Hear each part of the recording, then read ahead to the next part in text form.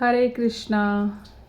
अभी मैं अपने घर की सफाई कर रही थी तो मुझे क्या मिला। मुझे इस कचरे में ये चुंबक मिला और इस चुंबक के चारों तरफ ये कुछ लोहे के कण लगे हुए हैं, इस पे पिन लगी हुई है और ये लोहे की क्लिप लगी हुई है।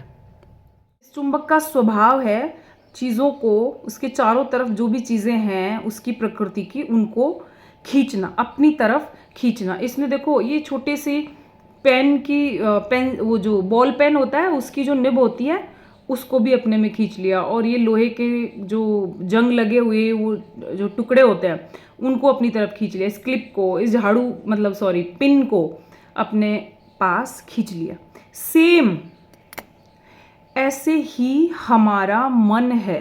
मन जो है वो इंद्रियों से मिलकर बनता है और हमारा मन भी, उसका भी स्वभाव है संसार में आकर्षण ढूंढना और उन आकर्षण के पीछे भागना। आध्यात्म में ये पावर है कि वो मन का गुलाम हमें नहीं बनने देता, हमें अपने मन का मालिक बनाता है, जिससे हमारे पास हमेशा ये चॉइस होती है कि हमें संसार में किस चीज़ के आकर्षण से बच के रहना है और किस चीज़ को कैसे जानना है, कैसे समझना है। तो आध्यात्म के थ्रू ही हम ये चीज़ समझ पाते हैं कि हमें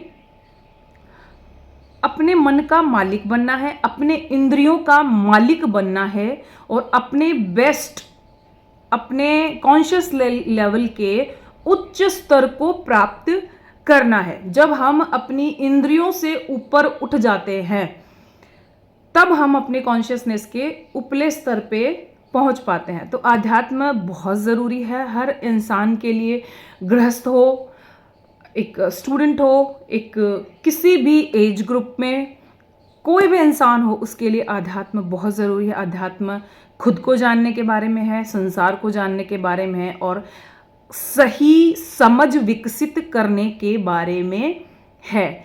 फिर हम इस तरह से नहीं होगा कि हम अपने स्वभाव में इस तरह से नहीं रहेंगे कि कुछ भी दिखा उसी में आकर्षण हो गया, कुछ भी दिखा उसी में आकर्षण हो गया। नहीं, हमारे पास चॉइसेस होंगी, हमारे पास चुनाव होगा कि ये चीज़ मेरे लिए ठीक है, ये चीज़ मेरे लिए ठीक नहीं है। तो हम अपनी इंद्रियों से ऊपर उठ जाते हैं।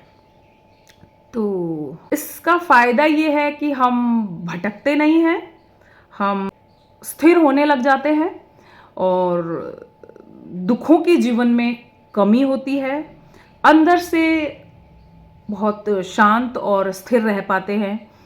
और हमें हमारा जो जीवन का लक्ष्य है, अपने स्वरूप को जानना, अपने स्वभाव को जीना, उस चीज़ को हम प्राप्त कर सकते हैं। मन के बहकावे में न आमन, राह भुलाए भ्रम में डाले।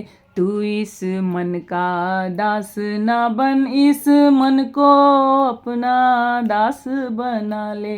तू इस मन का दास ना बन, इस मन को अपना दास बना ले। तू इस मन का दास ना बन, इस मन को अपना दास बना ले।